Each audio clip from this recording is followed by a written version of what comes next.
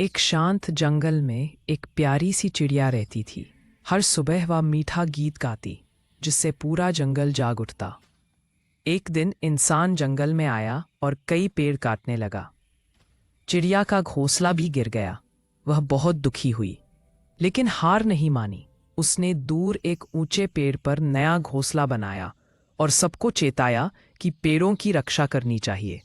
धीरे धीरे दूसरे पक्षी भी उसकी बात मान गए और जंगल में सबने मिलकर नए पेड़ लगाए। जल्द ही जंगल फिर हरा भरा हो गया। चिड़िया खुशी से गाने लगी, एकता में ही जीवन है।